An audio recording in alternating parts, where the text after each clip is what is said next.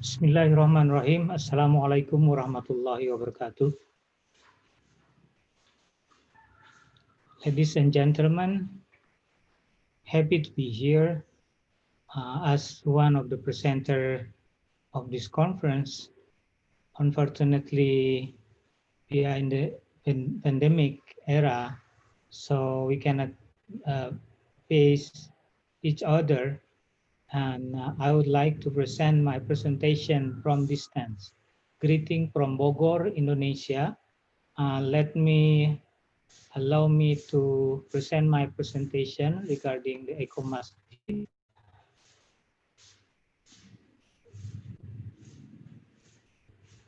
This presentation specially made for this conference. I suggested to present on Green Masjid or Sustainable Indonesia Masjid, Indonesian Masjid, Indonesian Eco Masjid.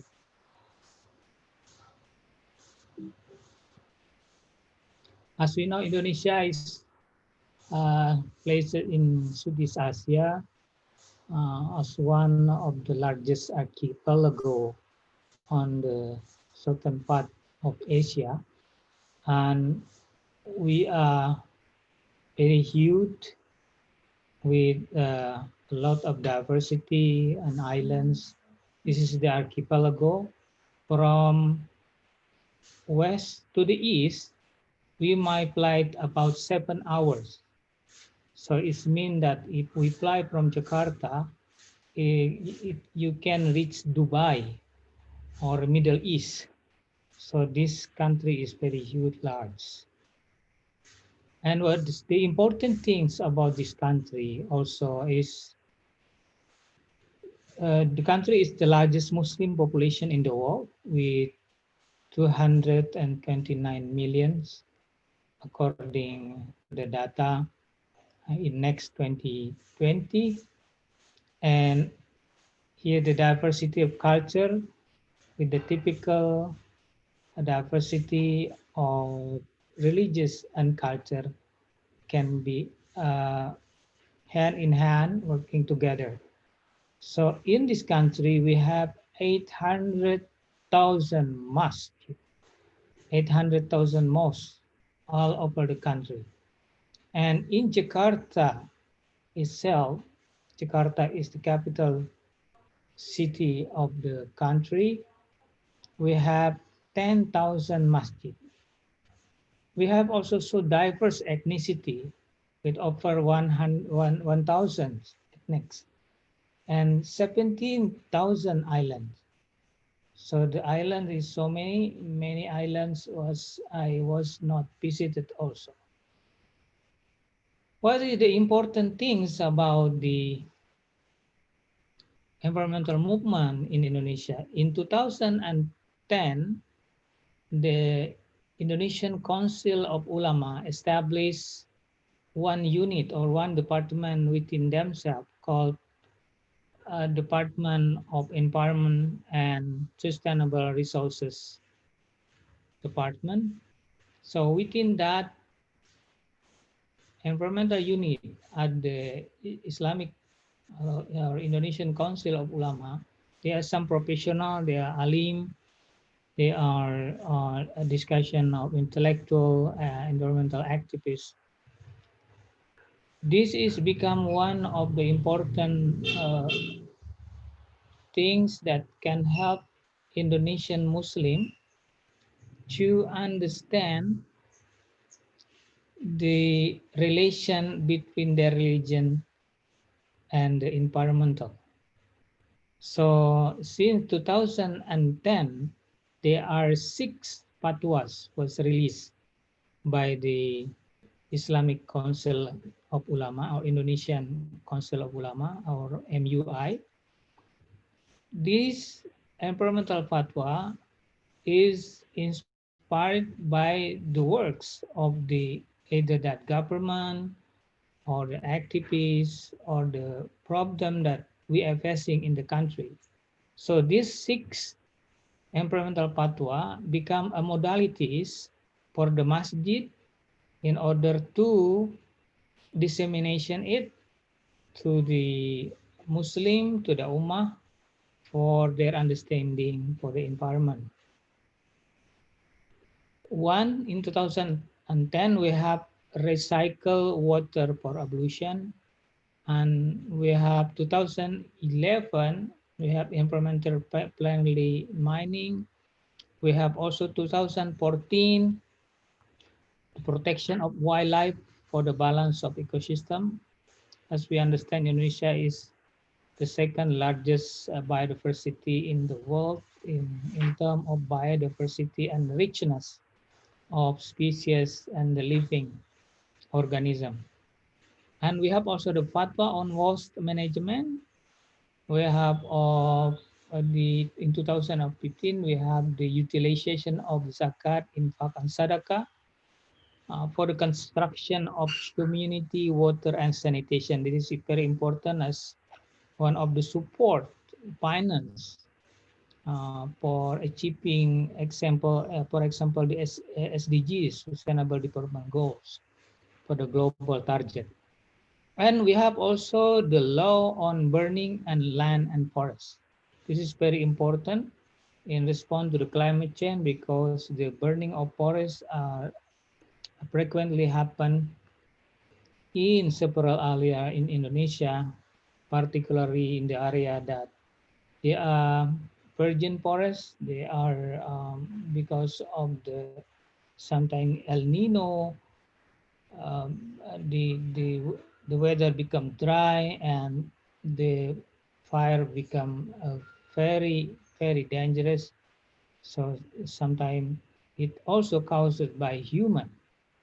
So that is why this law of burning and according to Sharia is very important in order to prevent the burning of the forest that might cause the global emission. To do so, we have environmental guidebooks for the imams and Friday sermon or khutbah published by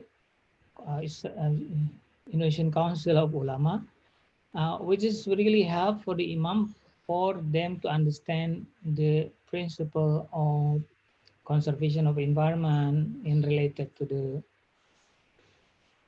the protection of the earth and in relation of the Islamic teaching. So this is some sample of the guidebook as well the Friday sermon or the khutbah. We disseminate these all over the masjid in Indonesia. They are available online. They are also hardline. We send to masjid, to the related masjid in Indonesia through the Islamic or Indonesian Council of Ulama, through their masjid, through their network all over Indonesia. Of course, not all 800,000 of the masjid Indonesia get this. However, we are openly using the website. They are available khutbah in the masjid and um, and also books, ebook, and fatwas and khutbah, and also things that related to the environmental book. This is the masjid website, Eco Masjid website in Indonesia. We have 286 masjid manager registered already with 4,000 volunteers. And we have also social media being presented in some of event. We have also the YouTube channel for the Masjid, and we train imam as well in protected areas and communities in dissemination of the fatwas. This is in partnership with the government. We train 100 imams all over Indonesia regarding the fatwa of the prevention for the halting the climate change. And we have a training eco masjid in Jakarta. We have practice in draining water back to the ground because we have so many water during the raining season. But then after the dry season, the water was gone because they are not being safe on the ground. So this is masjid um, being trained to drain water to the ground, and also for the safer practice for the water for wudu. We have a practice on that, and we also have a practice on biomass too, and etc. etc. We have also some uh, like training for the imam that they can preach, through the social media, and also for the ground, of course, in their masjid. Posters, we have video tools like what we had here. We recording some imam for disseminating of the tool through WhatsApp group and through hundreds of networks through Indonesia for the environmental understanding and movement. This is one of the eco masjid that established especially for the masjid in finding the eco masjid nuance. This is in eco pesantren in Bandung. They are, of course, not so many energy being used. This is in the Islamic boarding school in Bandung, in eco pesantren. This is state masjid in Indonesia, Istiqlal. We have established this masjid have 200,000 capacity for jamaah, for the people to pray, and have been established solar panel with 150,000 watt capacity, or about 150 house for this masjid. And we have also waste management, water treatment, drinking water for 100,000 people, which is free to find in this masjid. This one is the like a contemporary response for the pandemic. In some masjid in Jakarta, in outside Jakarta, in Yogyakarta, also in some masjid in Sumatra, they established automatic teller machine for rice in helping the poor during pandemic. So masjid is not only for pray, the place for pray, house of worship, but they are also an interaction and social security and social safety net for these people during the pandemic era. I would like to share this short film of Eco Masjid. This is Masjid Ajikro, one of the Eco Masjid model that we launched in 2016, together with all the ulamas and famous famous leaders international.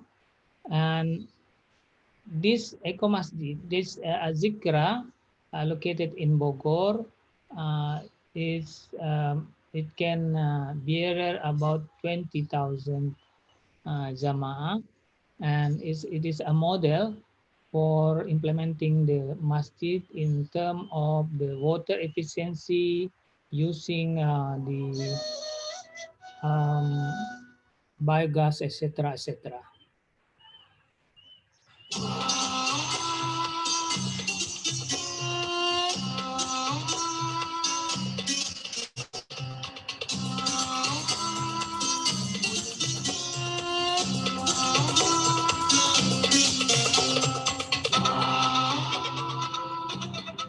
This is biogas installment for the masjid community restaurant. This is located under masjid. This is the masjid we established this in 2017. Awalnya dari kotoran, dari spiteng, dari The, sana masuk ke bak pengontrol sini. Ini adalah the resource is coming from the human feces, bak pengontrol kotoran. from Jamaah, from the toilet. This is process control unit. For so many toilets we established. Masuk ke bak penampungan kotoran.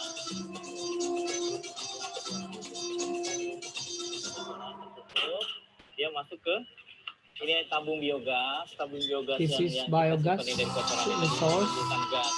that become in resources. Air kotor dari sisa yang ditabung sini. Pembuangan ini kan kotoran manusianya, dan ini airnya, penampungan airnya. Karena dulu di depan kita berat angkatnya ini. Nah ini masuk pipa. Nah inilah this installation come to the from the pipe for the gas to the stove for the restaurant. Nah ini dipergunakan untuk kantin kita untuk ini. Nah ini kompor kita, biogas kita. This is the biogas coming from the toilet. Insya Allah juga untuk tahap kedua biogas ini sedang kita galakkan untuk menampung barang ini nih. Kantin-kantin kita di sini nanti akan kita gunakan biogas semua, ya biogas tadi. Karena kan kalau untuk sekarang kantin kita ini baru satu saja, yang sana saja.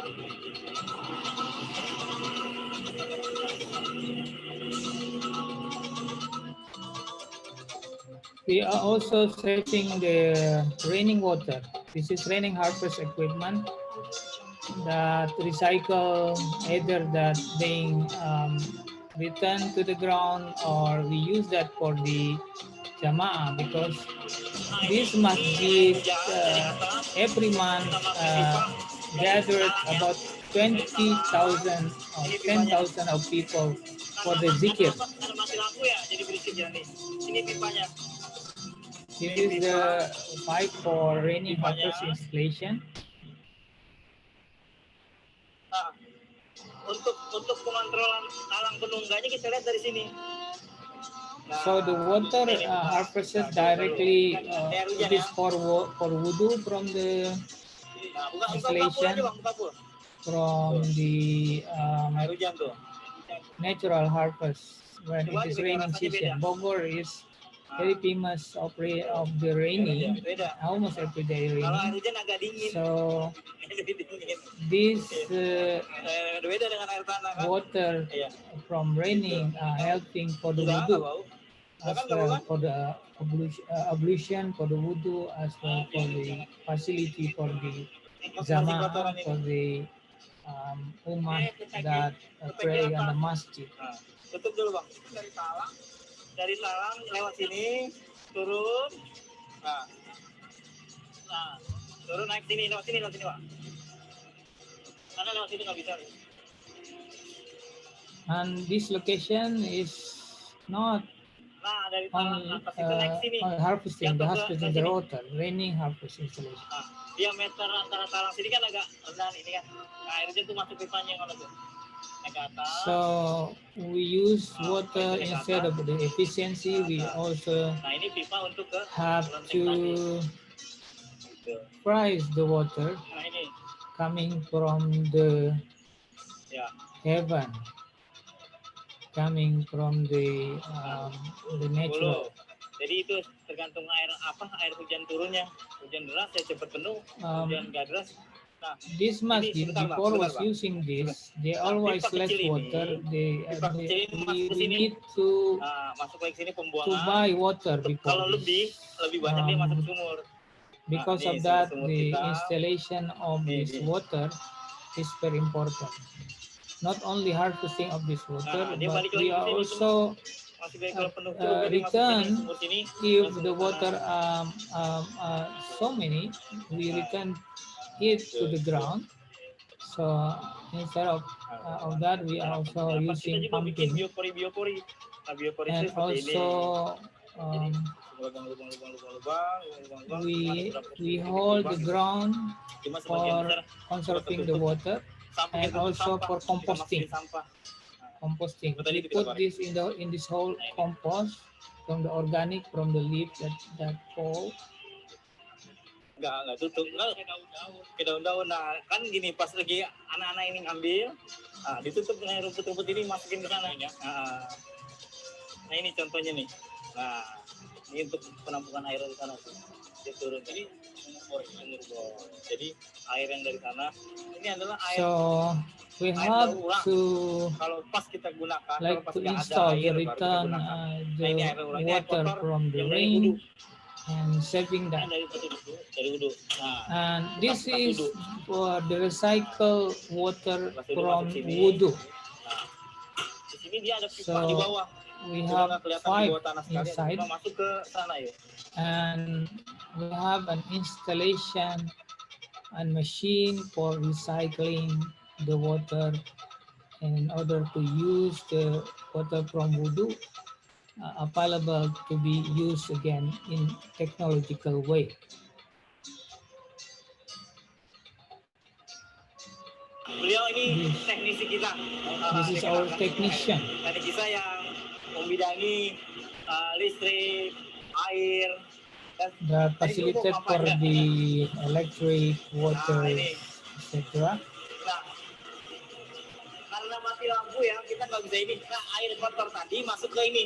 This dirty water from wudu inserted to this tank, and we clear the bacteria and everything.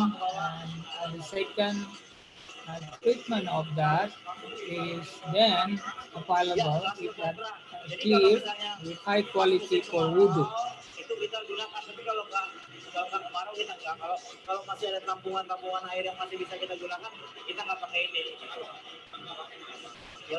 This equipment is used instead of they are less water, and usually during the dry season we need more water to facilitate the jamaah, the prayer, that thousands of them are coming to the masjid for doing adoration.